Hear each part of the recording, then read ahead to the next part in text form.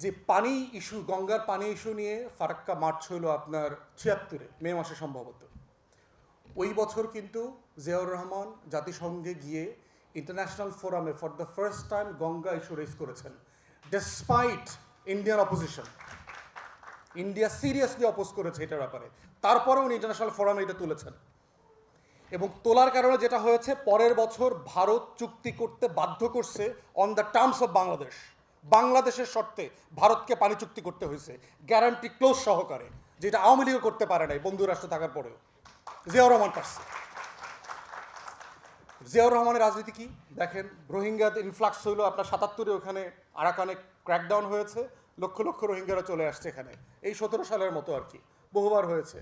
Ziaur Rahman simply বলছেন, deadline দিয়ে বলছেন, জাতিসংঘে গিয়ে বলছেন যে আপনারা এটা ফেরায় নেন, ফেরায় না নিলে আমি এই যে লাখ লাখ রোহিঙ্গারা আসতেছে না, আমি সবাইকে অস্ত্র দিব, ট্রেনিং দেব, এরপরে আপনার দেশ দখল করার ব্যবস্থা করব। জাতিসংঘের মধ্যস্থতায় যে কজন রোহিঙ্গা আসছিল সবাইকে বার্মা ফেরত নিয়ে গেছে, আমরা পারি নাই কেন?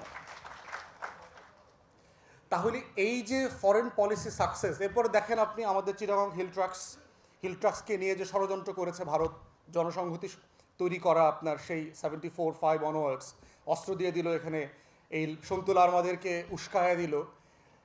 প্রেসিডেন্ট কী করেছেন?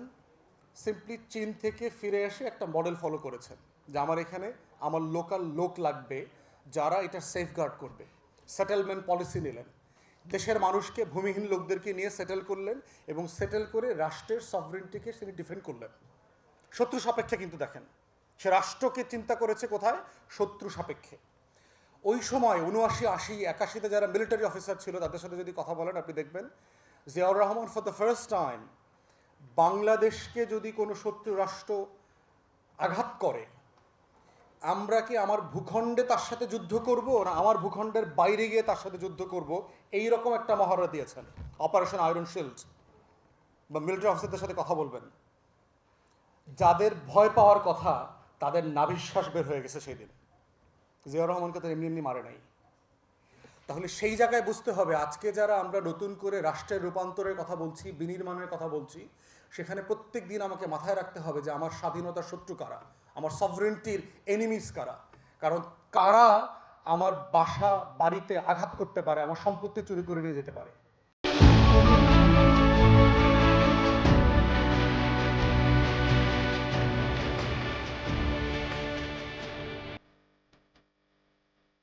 Jungle.